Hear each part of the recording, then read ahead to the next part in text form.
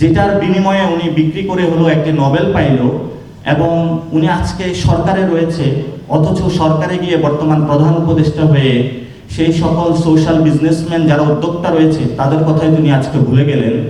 তো ক্ষমতার পাওয়ারে গিয়ে আপনি যেই জায়গা থেকে রুট থেকে এসেছেন আপনার সেটাকে মনে রাখতে হবে, এবং যেই তরুণ প্রজন্মের রক্তের উপরে দাঁড়িয়ে বর্তমান উপদেষ্টা প্যানেল আছে তাদেরকে শুধু সেখানে আরাম কেদারা এবং এসি রুমে বসে বড় বড় কথা না বলে মাঠে এসে তরুণ প্রজন্মের সাথে অতীতে যেভাবে রাষ্ট্র শাসকরা নায়কেরা বিভিন্ন খেতে খামারে গিয়ে মাঠে গিয়ে কাজ করে নতুন বাংলাদেশ পুনর্গঠনের স্বপ্ন দেখিয়েছেন, তাদেরকে সেইভাবে কাজ করতে হবে।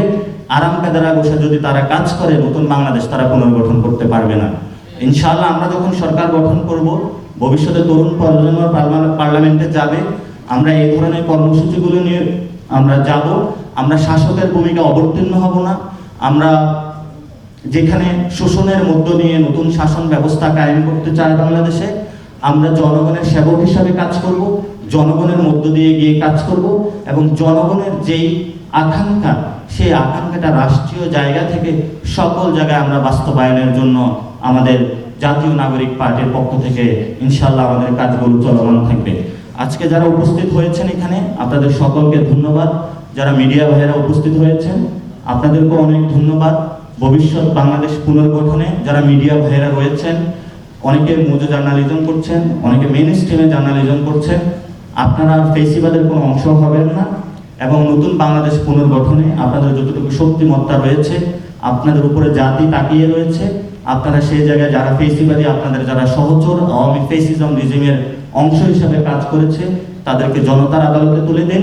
কোনো মব প্রেসের মাধ্যমে নয়, বিচারিক প্রক্রিয়ার মধ্যে তাদের বিচার করতে হবে, স্বাধীন তদন্ত কমিশন গঠন করতে হবে, এসএমইর মাধ্যমে যাদেরকে বাংলাদেশে ক্রিপল করা হয়েছে এসএমই সেক্টরে তাদেরকে বিচারের আওতায় নিয়ে আসতে হবে, এবং বাংলাদেশে নতুন করে একটি এসএমই রিলেটেড ডেভেলপমেন্ট অথরিটি যেভাবে বিডা কাজ করতেছে এই ধরনের একটি ডেভেলপমেন্ট অথরিটি বোর্ড করতে হবে, যে বোর্ডের মাধ্যমে বাংলাদেশকে একটি শক্তিশালী অর্থনৈতিক ভিত্তির মধ্য দিয়ে নতুন বাংলাদেশ পুনর্গঠন করতে হবে।